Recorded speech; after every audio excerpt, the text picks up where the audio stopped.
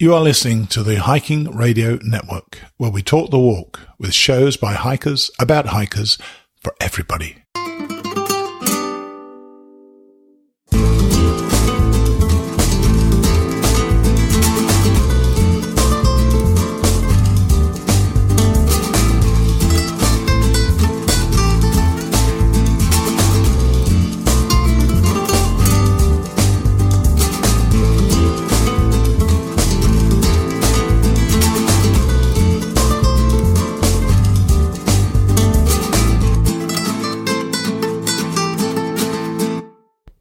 Hi, and thanks so much for coming back to Mighty Blue on the Appalachian Trail, the Camino de Santiago edition. And this is the very last edition. So for those of you who have been with us all the time, thanks so much. For those of you who haven't been with us all the time or didn't enjoy the show, don't worry. Next Thursday, you're going to get another show, which will be the old Mighty Blue show in its normal format. And thanks for your patience for sticking with us, and thanks for your patience for hanging around. It was... it's difficult to know how to end it really now. It was a dramatic week for us, dramatic few days rather. There's a certain inevitability about ending anything in life, I guess. And, we were just so looking forward to it. So let's just get on with it and talk about what happened on day number 31. Day 31, Melide, I think it's Melide, M-E-L-I-D-E. Which is mile 453 to Salceda, mile 469.2, which is 16.2 miles. When we woke up on day 31, I think the enormity of the situation, well, for us, the enormity of the situation was upon us. We knew there wasn't long to go. We knew there was 2 days to go. We knew we were set to fly home on the Saturday. And so we were set up to do it, but we knew the weather was coming and hitting us hard already.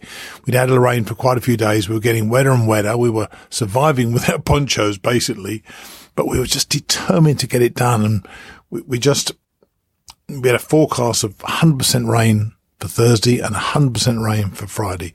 So there was no doubt we wouldn't get drenched. We actually had about 20 dry minutes as we left Melide and took the glorious tree-lined paths alongside fields with cattle grazing. It's funny, actually. I've thought recently that a lot of the countryside I've seen has been very English-like. You know, you see cattle in the field, you see hedgerows, and the whole thing had a very, very English feel. But then the rain started, and after about 4K, we found which is 4 kilometres, obviously, we found a cafe for a beer and a coffee. And to be fair, the coffee is now just for show. Really, we just want a beer. It refreshes us. It gives us a boost, and it's fun. And quite a few of us were sitting in the cafe, just reluctant to leave because either the rain was sort of coming down and it was hosing down really. But suddenly it seemed to break a bit and it seemed to ease and people started getting out again. But then, of course, as soon as we got out, it started pouring again. We eventually reached a town called Arzua, A-R-Z-U-A. It's a decent-sized town, and I was always, you know, as I was the whole trip, always planning ahead. And we needed between the two of us to get some laundry done. Everything was wet and needed cleaning and so on. And so with the rain now really getting on us now, that need was only going to increase. We knew by the end of the day, everything was going to be soaked. So we stopped for a sandwich at about 1:30 in Arzua, and I started researching reasonable hotels in the town. I decided not to book, but wait until we had reached about 27 or 28 kilometres to go for our last day, because when we started those last 2 days, we had 52 kilometres to go, I think it was. And we knew we could break it up into 2 26-kilometre days, and that would have worked out nicely. And as we walked through Azura, we spotted a few lavanderia, which is obviously washing places we can wash our clothes.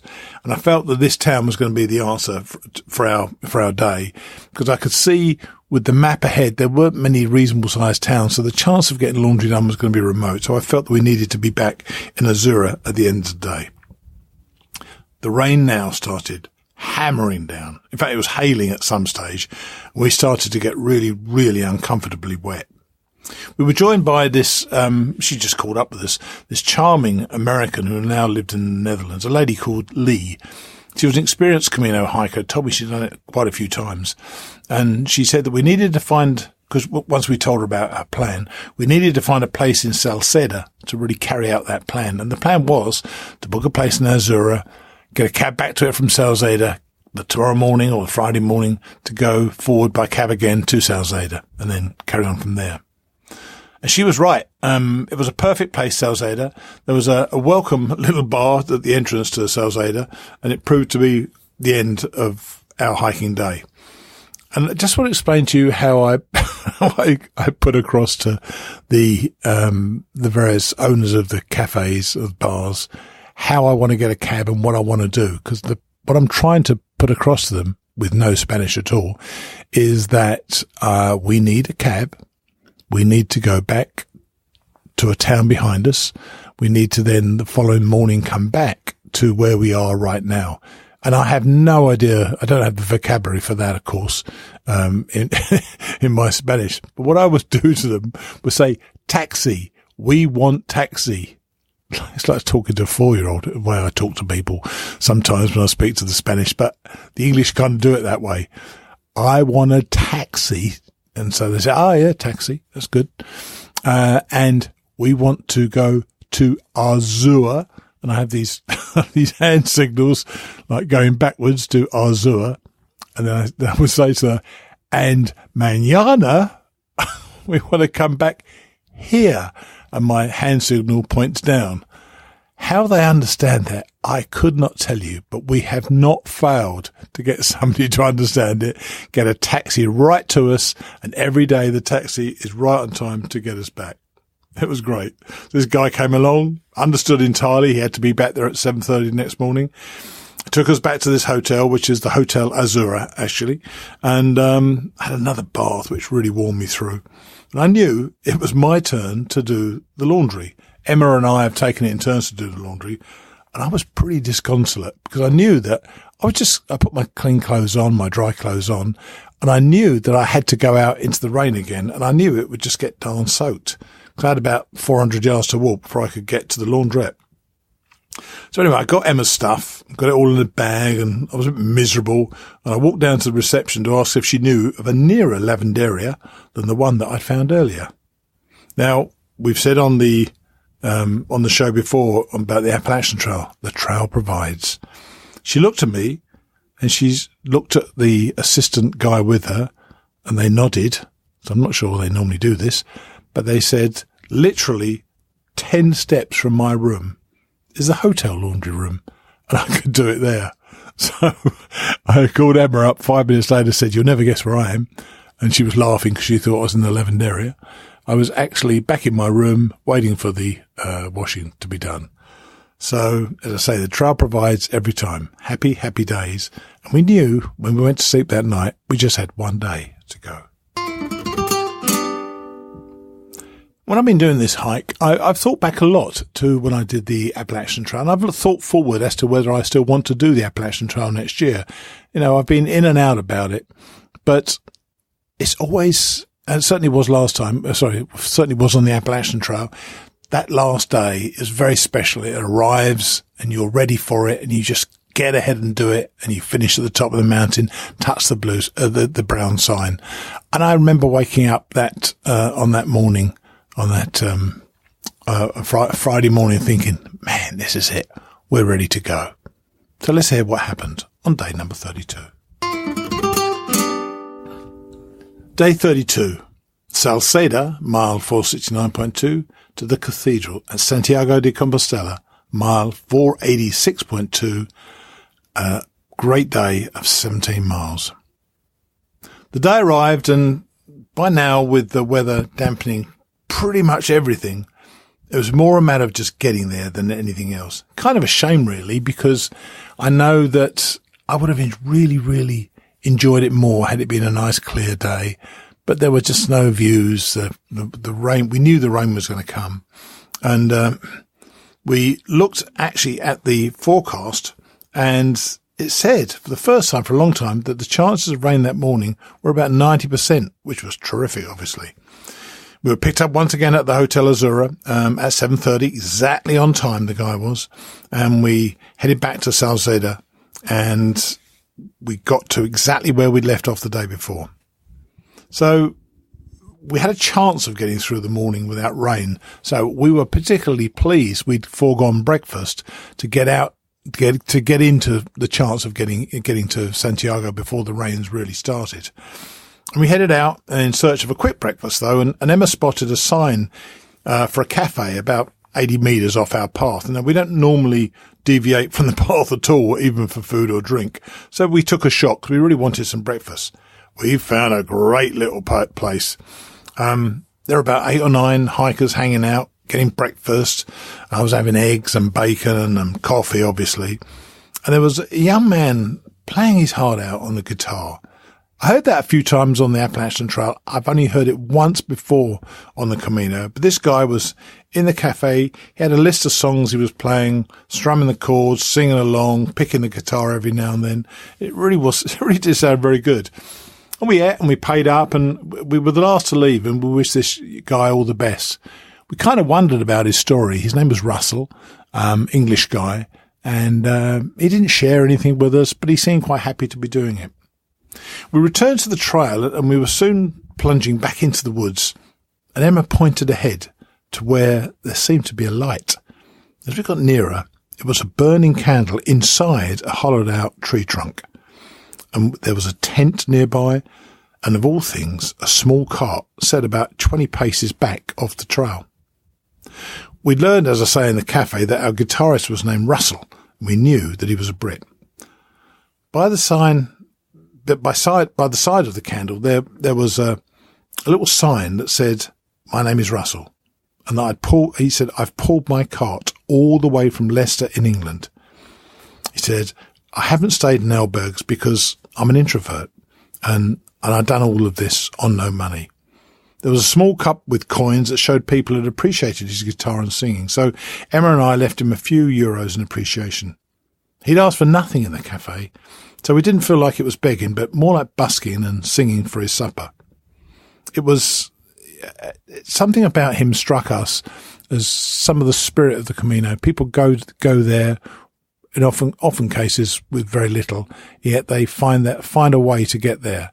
And this young man hadn't been overtly begging, but he was playing guitar. He left a little cup in case anybody wanted to support his journey. And I really thought it was a lovely part of it, to be honest with you. But the two of us thought about Russell as we were hiking on, and we wondered how his journey was going to be and how it had been in the torrential rain of the last few days. Still, we managed to get in 10 dry kilometres before the absolute inevitable happened, and we got drenched. It quickly intensified, and really the ponchos have worked really well, though, as I say, waterproof is just a timing issue for me. Literally everything eventually gets soaked, and so it was today. We pushed on until I had to call on Emma to stop at a cafe. I was getting really, really cold.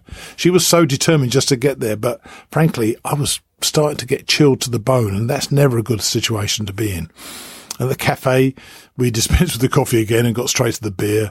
And I took my towel out from my bag, and I just tried to wipe off and dry off as much as I could the inside of mine and Emma's ponchos.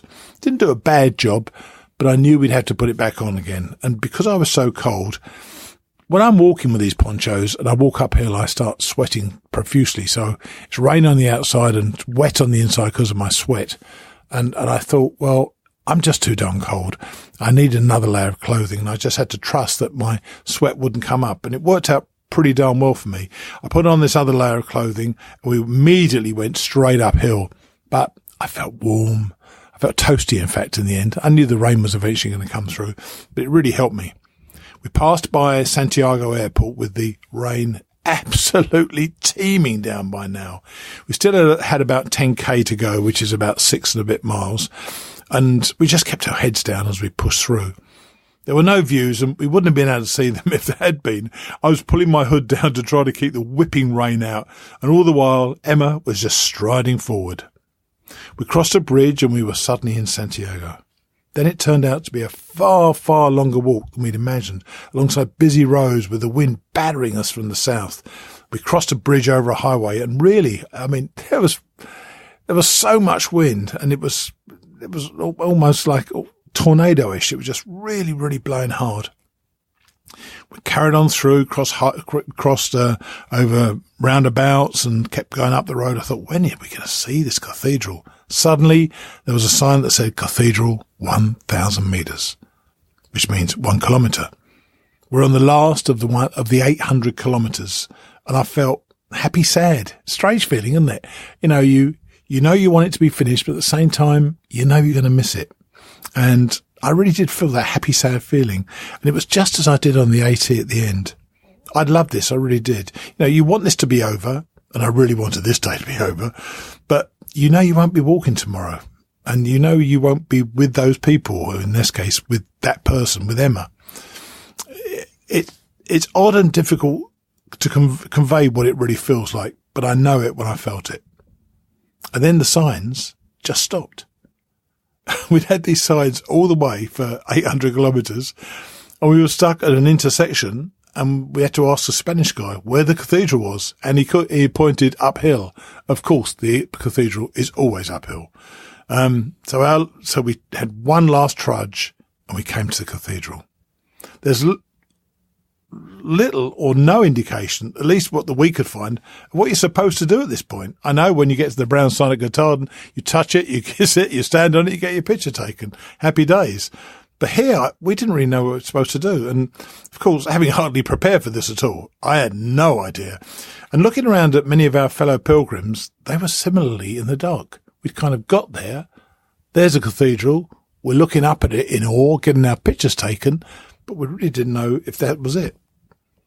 We'd actually come to the side of the cathedral. So coming round to the front, I could really see what the fuss was all about. It was a truly awe-inspiring building.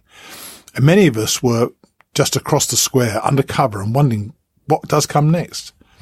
For Emma and I, it was a pension that we'd booked, literally 50 yards around the corner, a perfect position by some great restaurants. It was such a relief to dry off, and we celebrated by eating the best meal that we'd had on the trail and drinking the best bottle of wine that we could find. It was over, but not quite. The following morning, we organised our day by visiting the Pilgrim office to get our Compostela and distance certificates. And that was a kind of nice experience. They were so pleasant. There were volunteers who've walked the Camino before, and they come back and volunteer in the office to give out the Compostelas in all these different languages, obviously. And it was lovely to get our Compostela. I've still no idea what it says because it's in Latin, but I'm going to try to get it translated to find out. Then we attended the Pilgrim's Mass at noon. And as you know, I'm not a great religious person, but there is something so stately about it, about these masses. And I thoroughly enjoyed it. Stayed for the whole thing, actually. After that, do you remember the guy I mentioned, the Australian guy, our Australian buddy Kane Adams? We'd last seen him in Leon, and he'd caught a train to go up on the Portuguese Camino to get to Santiago. Well, he'd got there, and he'd gone on to Finisterre, and he'd contacted us and said he's going to be back in Santiago. We met up for lunch, so that was really nice. And then we went to the airport, got a cab to the airport, and home to Emma's. So on Saturday, that Saturday, there was no walking, and it was literally over. So that was it. And really, I don't think I've had the distance from it yet to tell you what it really means to me, but I'd like to just give you a few things that I was thinking about. And by the way, that Pilgrim Mass is quite the experience. And the highlight for me was this huge gold incense burner that they swing through an aisle. And above the congregation, it was so dramatic, swinging so high that it almost touched the ceiling. It was quite extraordinary. And you remember that guy we met on the very first night, a young guy called Chris, really nice fella. He came from the UK as well. We actually met him in the cathedral. He'd finished that morning, but we'd finished the day before, obviously, but there he was, and we were there for the very end of his journey. We met a bunch of others we'd actually met on the journey. Martha and Tim were one day behind us, and they were taking their time to enjoy their last day as well. It was funny to meet Chris, though. I don't think we've told you this. He left so many things behind in the old bags. He left his trousers behind. He left some underwear behind. He left some gloves behind. He left just tons of stuff behind. And on the very last day, he'd left his trekking poles in the old bag. He said he came out the door and the door closed behind him. He couldn't get back in there. His trekking poles were in there. But maybe that's how one is supposed to end in Santiago, with very little in the way of possessions and plenty of memories. Things that immediately come to mind, the meseta.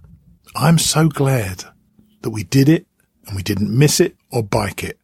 I'm just so glad we took that effort to see the different aspects of the Camino and enjoy those aspects for exactly what they were. The toughest days hiking. And I haven't done that much hiking. I've done the AT, which is great, and I've done a bit of the Camino Trail. The toughest day hiking I've ever had was the first day on the Camino. It was 17 miles. It was 4,000 feet of uphill elevation, which is huge on a first day. And frankly, once again, as I said when I did the AT, and I know what it was going to be like, I'm not sure I would have attempted it. It was a tough first day, but it was wonderful. Another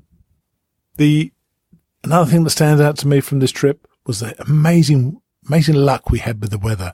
We knew there was snow in front of us, that we knew there was snow behind us. We went up mountains when there was snow to the side of us, but we really never got hit by snow. And that was dead lucky. We nearly always missed the rain until the very last week when we got hammered by the rain. But by and large, to get 4, maybe 5 days of rain out of 32 days, I think that's not bad in November. And of course, the friends that we got to know. I've mentioned most of these people. There are many others that we met just in passing, and you just have a feeling that these people have this shared journey, and they're enjoying their journey, and they're enjoying your experience of enjoying the journey as well. That's something for anybody who ever wants to go and do any long distance hike, I think, just to go out there and meet people who just want you to succeed almost as much as they want themselves to succeed. And of course, the Chinese ghost. We saw the Chinese ghost, and I know she was South Korean, but we would call her the Chinese ghost, and we saw her all the way through the journey. She was absolutely charming, so funny and so sweet, but whenever we saw her in her poncho, she just had to be the Chinese ghost for us. But the absolute best thing about this trip was spending a month in the company of my lovely niece Emma and loving every minute of it with her. We never once flagged there was never a flagging of the conversation. We never had awkward moments. We had that comfortable silence you very often have with, people who love each other. And I've loved Emma all my life, and I think she loved me all her life as well. And, it was just such a treat to go with my niece. And if anybody thinks of doing this and they're thinking, I don't really want to go by myself, take a nephew or a niece or your son or your daughter or your mother or your father. Take somebody who you love and enjoy that experience with them. I'd really want to thank you all for listening to this. Hopefully it's given you some insight to what hiking the Camino is. As I kind of said before, this is a bit of a test run to see if it's worth doing this sort of thing on the Appalachian Trail. I suspect the logistics will be more difficult on the Appalachian Trail. For a start, I won't have the benefit of a 6-hour time difference that I currently have. But I'm still interested in doing it. And if you want me to do it, then let me know. You can always write to me, Steve at Mighty Blue on the Appalachian Trail. No, Steve at Mighty Blue on the AT.com. So I hope to hear from you. And, as I say, next week, we will be back to our normal format on Mighty Blue on the Appalachian Trail. Okay?